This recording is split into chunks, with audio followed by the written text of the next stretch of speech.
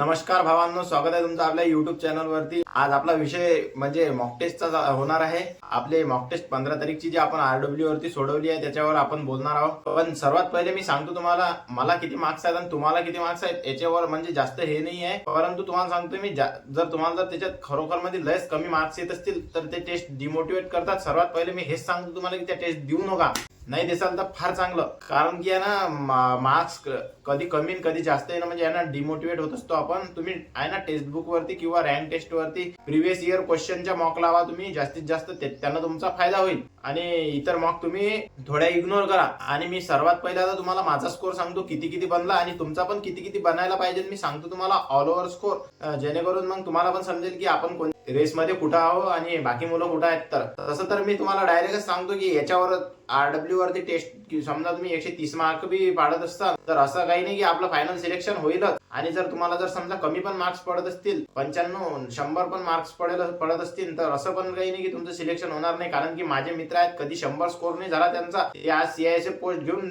ट्रेनिंगला पण गेले आणि ज्यांचा स्कोर एकदम चांगला येत होता ते लागले नाहीत। असं नाही आहे मित्रांनो की स्कोर पडला म्हणजे आपण लागलोच, त्याच्यामध्ये पुढे खूप प्रोसेस असते। त्याच्यानं कसं आहे स्कोर जास्त स्कोर येऊन बी खुश होणं काही कामाचं नाही आहे, कारण की स्वतः अनुभवलेला आहे म्हणून स्वतःच्या अनुभवावरून सांगतो मी। स्कोर घेऊनच म्हणजे आपण लागलो असं काही नाही आहे। तर मित्रांनो मी माझा स्कोर सांगतो। सर्वात पहिले मी माझं हिंदी सांगतो तुम्हाला। मी हिंदीत 20 पैकी 20 सोडवले, त्याच्यामध्ये माझे 13 बरोबर आले आणि 7 चुकले। म्हणजे हिंदी बघून घ्या तुम्ही किती समजा भारी होता असतं। त्याच्यामुळे मी हिंदीला थोडा हार्डच म्हणणार आहे आपलं, कारण की महाराष्ट्रातल्या मुलांना हिंदी थोडा हार्ड जाते। पॅसेज पण थोडा भारीच होता असतो। पॅसेज म्हणजे थोडा लय म्हणजे टिपिकल वाटला मला। आणि तुम्हाला कसा वाटला कमेंट मध्ये सांगा। पॅसेज आणि मागच्या टेस्ट पेक्षा तुमचे मार्क्स कमी झाले की वाढले हे पण कमेंट बॉक्स मध्ये सांगा मित्रांनो। मॅथ मध्ये 20 पैकी 19 बरोबर आले आणि एक चुकला माझा। तर मॅथ थोडा हार्डच होता आज, परंतु कसं आहे मी खरं सांगतो मित्रांनो माझे तुक्के लागले मॅथ मध्ये काही, कारण की माझं मेन्सुरेशन झालेलं नाही आहे। आणि कसं आहे मी खोटं काहीच बोलत नाही आहे। ज्या हप्ते माझा जो स्कोर आलेला आहे तो स्कोर मी सांगत असतो। म्हणजे असं काही नाही की आपल्याला जास्त मार्क्स सांगून मुलांना काही असं हे करायला पाहिजे। आता मागच्या टेस्ट मध्ये मला 106 मार्क्स होते, मी ते पण सांगितलं मुलांना। आपल्याला जेवढा स्कोर पडत असते ना आपण तेवढा स्कोर एक्झॅक्ट सांगत असतो। आणि याच्यावर कमी जास्त स्कोर याच्यावर त्यानं होती की आपले कधी कोण्या टेस्ट मध्ये चांगले तुक्के लागतात आणि कोण्या टेस्ट मध्ये तुक्के लागत नाही। कारण पण मी या मॅथले हार्डच म्हणतो। मी माझे म्हणजे या मॅथ मध्ये 15 क्वेश्चन करायसारखे वाटले,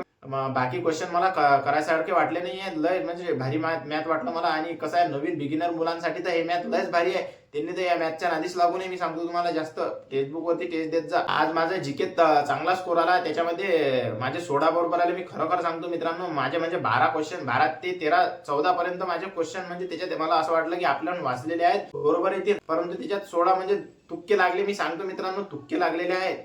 असं मी म्हणत नाही की माझे एक्झॅक्ट 16 म्हणजे माझा टॉपचा स्कोर आहे असं म्हणत नाही आहे मी। कारण की 16 येणं म्हणजे आपल्या आपमध्ये हे गोष्ट जिकेत 16 क्वेश्चन बरोबर येणं म्हणजे अविश्वसनीय आहे।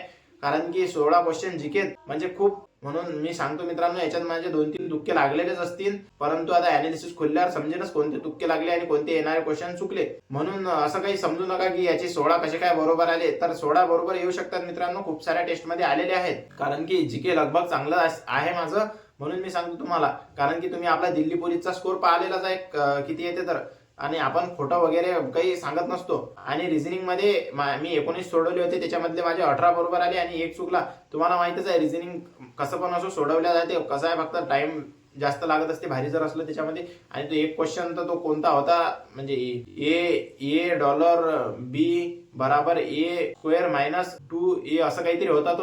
म्हणजे तो क्वेश्चन आपल्याला जमला नाही, आपण तो क्वेश्चन स्किप केला आणि एक क्वेश्चन कोणता चुकला काय माहिती, आता अनालिसिस खुलल्यावर पाहावं लागेल। तसं आपले रिझनिंग मध्ये 18 क्वेश्चन बरोबर आले। आपला ऑल ओव्हर स्कोर 128.75 बनलेला आहे मित्रांनो। तर तुमचा स्कोर पण कमेंट मध्ये सांगा मित्रांनो किती बनलेला आहे, आणि तुम्ही या व्हिडिओला कोणत्या जिल्ह्यातून बघत आहात हे पण सांगा, आणि हा तुमचा कितवा अटेम्प्ट आहे हे पण सांगा मित्रांनो। आणि कॅटेगरी पण सांगा कमेंट मध्ये, जेणेकरून सर्व मुलांना समजलं पाहिजे की आपल्या कॅटेगरीत किती कॉम्पिटिशन आहे।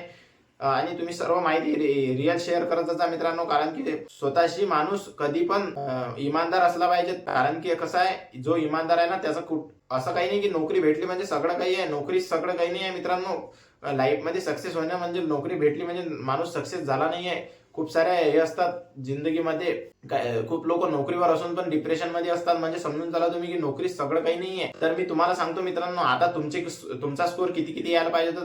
तर आज तुमचे जर मॅथ मध्ये जर समजा 14 ते 15 क्वेश्चन जर बराबर येत असतील तर मॅथ मध्ये तुम्ही एकदम चांगला स्कोर समजू शकता. कारण की मॅथ हार्ड आहे, आरडब्ल्यूएचा मॅथ हार्ड आहे, याच्यात काही शंका नाहीये. आणि दुसरा विषय म्हणजे तुमचं जर हिंदीत जर 14-15 क्वेश्चन बरोबर येत असतील तर तुम्ही एकदम हिंदी चांगलं समजू शकता. कारण की हिंदी एकदम आजचं टिपिकल वाटलं मला. माझा पण स्कोर फक्त 13 झालेला आहे हिंदीत. त्याच्यामुळे मी तुमच्याकडून पण काय अपेक्षा करू, तुम्ही पण 15 पर्यंत जाऊ शकता. कोणी 15 पर्यंत जाऊ शकते मला असं वाटते. 15च्या वरती जो जाणार आहे ना त्याचं म्हणजे हिंदी चांगला आहे असंच म्हणावं लागेल आपल्याला. पण खूप सारं डिपेंड याच्यावर तुक्क्यांचं पण करते. तुक्के ज्याचे जास्त भिडतात ना त्याला जास्त मार्क्स पडतात मित्रांनो. कारण की सर्वांनी 80 पैकी 80 अटेम्प्ट मारलेले आहे, याच्यात काही शंका नाही आहे. आणि तुमच्या जीके मध्ये जर आज समजा 12 पर्यंत जर स्कोर येत असेल तर तुमचा खूप स्कोर चांगला आहे. म्हणजे 12 प्रश्न करायसारखे होते जीके मध्ये आज, तर 12 तुम्ही करून घेतले असतील तर खूप चांगला स्कोर आलेला आहे तुमचा. आणि तुमचे जर रिझनिंग मध्ये 17 किंवा 18 क्वेश्चन बरोबर आहेत तर तुम्ही तुमचं रिझनिंग चांगलं समजू शकता. आणि तुमचा जर ऑल ओव्हर स्कोर 110 ते 112 पर्यंत बनत असेल मित्रांनो तर तुम्ही स्वतःला एक्झॅक्ट सेफ समजून चला. तसं तर 105 वाले पण सेफ आहेत, मी पहिलेच सांगितलेलं आहे. कारण की हे डिपेंड करत नाही की तुम्हाला या टेस्ट मध्ये किती मार्क्स आहेत. हे खूप सारे मुलं भूलमध्ये आहेत की आपल्याला 130 मार्क्सच्या वर मार्क्स पडलेला आहे, आपलं फायनल सिलेक्शन होऊन जाईल. मी डिमोटिवेट नाही करत आहे मित्रांनो, पण ज्यांना कमी स्कोर येत आहे ना ते डिमोटिवेट होत आहेत, म्हणून मी त्यांना या गोष्टी सांगत आहे.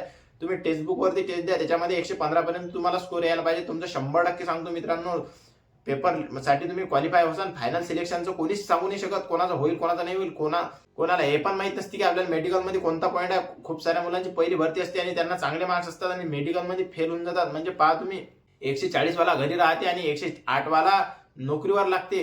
म्हणजे याच्यामध्ये थोडं लक पण डिपेंड करते की तुमचं लक कसं सोबत आहे. तर म्हणून जास्त टेन्शन घ्यायचं काही काम नाही, अभ्यास करत राहा. आणि राहिला विषय परीक्षा कधी होणार, तर परीक्षेचं काही सांगल्या जात नाही मित्रांनो.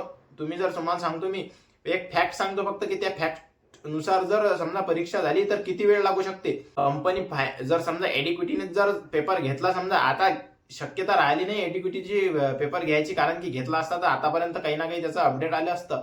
परंतु आता एडिक्विटीचा टेंडर संपलेला आहे आणि SSC ला पण समजलेलं आहे की एडिक्विटी समजा एवढी कामाची कंपनी नाही आहे. सगळे घपले केलेले आहेत त्यांनी. दिल्ली पोलीस मध्ये घपला, CHSL मध्ये घपला, MTS मध्ये घपला, CGL मध्ये घपला, सगळे घपलेच केलेले आहेत. त्याच्यामुळे एडिक्विटी म्हणजे डिफॉल्टर कंपनी आहे आणि तिच्याजवळून टेंडर गेलेला आहे. आणि आता टेंडर समजा TCS कडे जाऊ शकते, एक तर कोणत्या दुसऱ्या कंपनीमध्ये.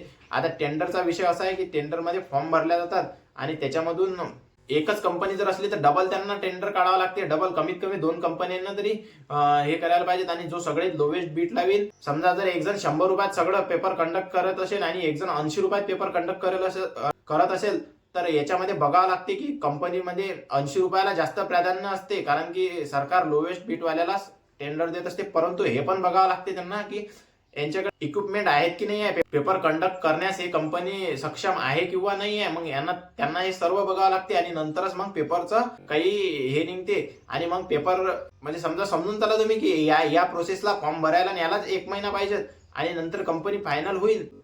पहिला टेंडर काढून जर समजा कंपनी जर फायनल झाली नाही तर म्हणजे कंपनी जास्त 2 फॉर्म आलेच नाही, एकाच कंपनीने जर समजा फॉर्म टाकला तर डबल टेंडर काढणं आणि डबल तेच प्रोसेस. म्हणजे कमीत कमी तुम्ही समजून चला 2 ते 2.5 महिने 3 महिने पकडून घ्या मित्रांनो एक्झाम साठी. तुम्ही राऊंड फिगर मध्ये जर असं जर झालं तर किती फास्ट प्रोसेस हो, तर 2 महिन्यात तर लागूच शकतात पेपरला आणखी.